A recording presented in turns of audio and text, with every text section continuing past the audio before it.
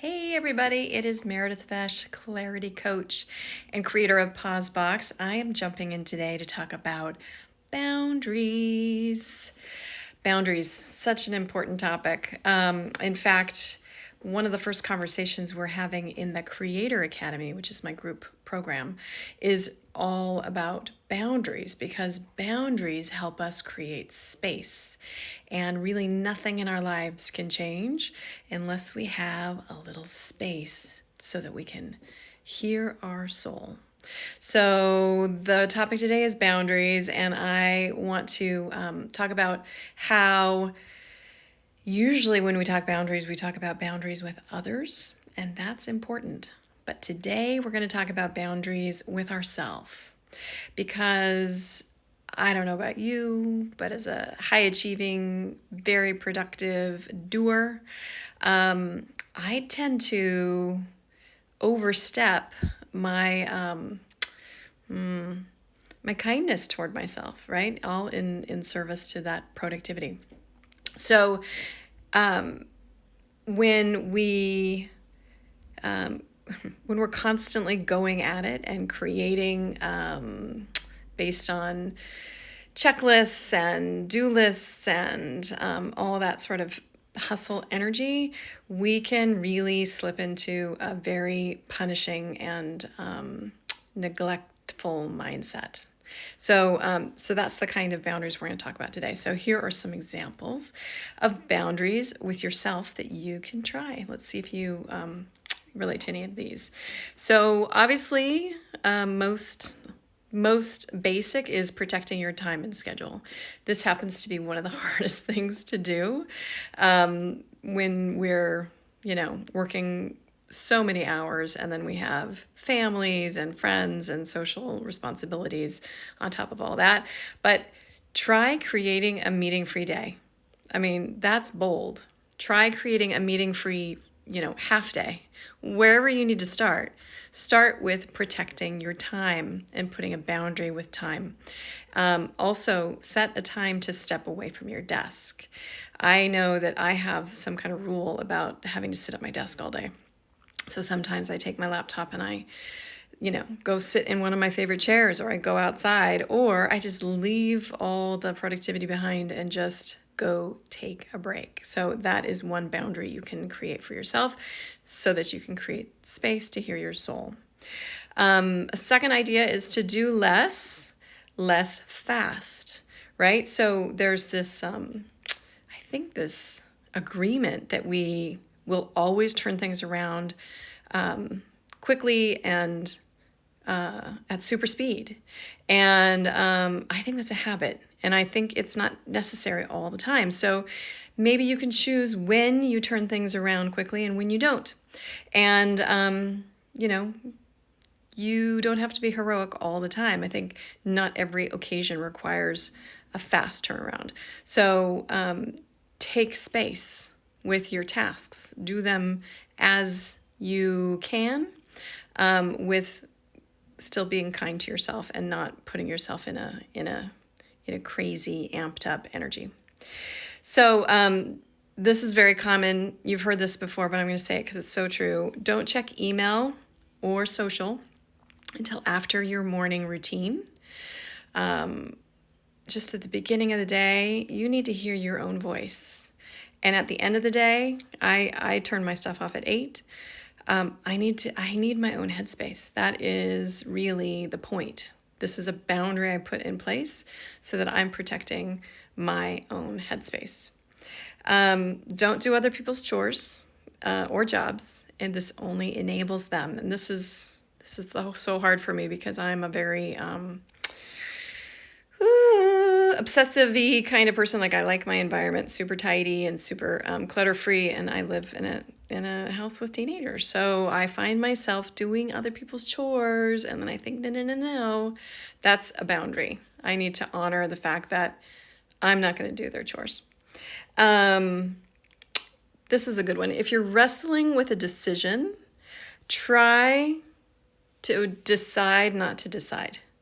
This one never occurred to me until 3 years ago. I always thought that if I had to make a decision, I had to do it quickly. I had to do it fast. It had to get done, right? There's no sense of, let me reflect. Let me decide not to decide for a day, 2 days, a week, however much time you have. Because in that space that you've given yourself, that boundary of like, I don't need to make a decision for 24 hours. You can relax. And when you relax, all this space opens up because you can hear yourself think. You have room to hear your own guidance. You have room to come up with creative solutions. So don't force yourself to make decisions so quickly. Don't diminish yourself. This is a good one for us hustlers who are constantly on the go and constantly improving and succeeding. Don't diminish yourself. Celebrate your stuff. It's a boundary. Don't apologize for your emotions or your ideas or for your energy. Own it. That's who you are, and you do not have to apologize. So that's a boundary. And don't fall into all or nothing scenarios. That's my last example of this. All or nothing is really, to me, just that forcing function, that forcing yourself into action again. It's rare that any life issue is all or nothing. It's usually a both and. As you give yourself space to think about what's ahead of you, and you're not pushing yourself into an all or nothing kind of mindset, things open up. You have a more creative approach to moving forward. So don't force the all or nothing, right? That's a boundary. So I have a really quick story I wanted to share. It's about weight loss, and it was a few years ago. I was desperately trying to lose weight. I was approaching, almost 200 pounds, and for me, that was like a number I really didn't want to get close to because I was also aging, and I didn't want to get saddled with all this extra weight. So I had known enough about myself to know that traditional stuff is not going to work. It never has worked, and it just caused a lot of frustration. So I sought out a tapping coach, and that's an EFT practitioner. And while she was working with me during our session, she actually asked me to tune into what I called the blob. And that was like the extra weight that I wanted to lose, 20 pounds or whatever. And really listen to what it had to say. And so I did. I tuned into the blob, and I thought I was going to hate it because, it's the blob. But really, I felt so much sympathy for this poor blob because I had been unrelenting in my attacks toward myself and the incessant activity of, trying to lose weight, lose the blob. And its little voice told me that, like, in all the strength that it could muster, the voice said, back the F off. But she used the actual word. Back the F off was the request from my blob. And at that moment I knew this means a do different. This means a boundary. I need to treat myself with kindness and compassion and really retire the taskmaster. That inner critic, that inner incessant proving monitor who requires that I beat myself up and do intense things in order to get ahead.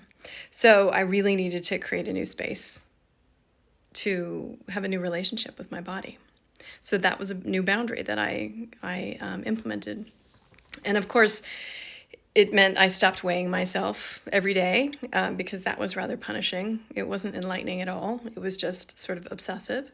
I started to have tea instead of alcohol. So it was much more, I was going toward more that nurturing feeling rather than the numbing out feeling.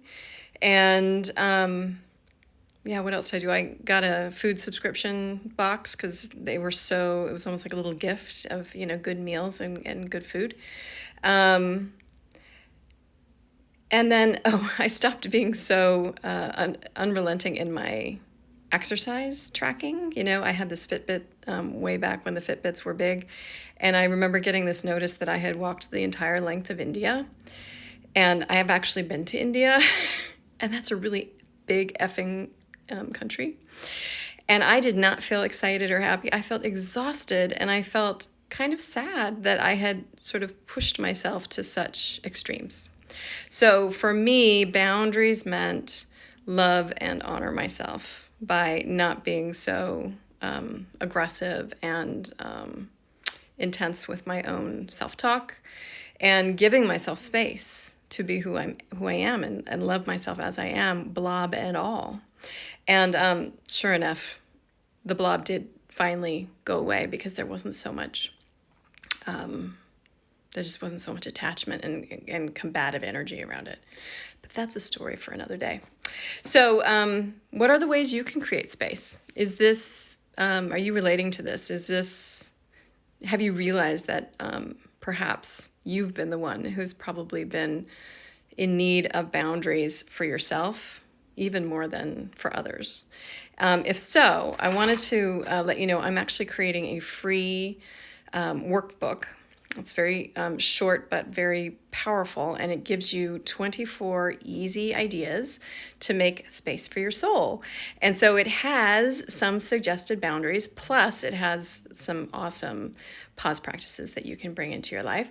And it's I'm just putting the final touches on it. So if you really would love some support in this area, just drop a comment, say yes in the comments, and I'll be sure that I send it out to you as it's published next week. And in the meantime, if there's anything I can do for you, obviously the Creator Academy's doors have closed until we're done in July, but I am happy to help support you in a one-on-one coaching relationship. So do reach out if this feels like the right time. All right? Thanks, everyone.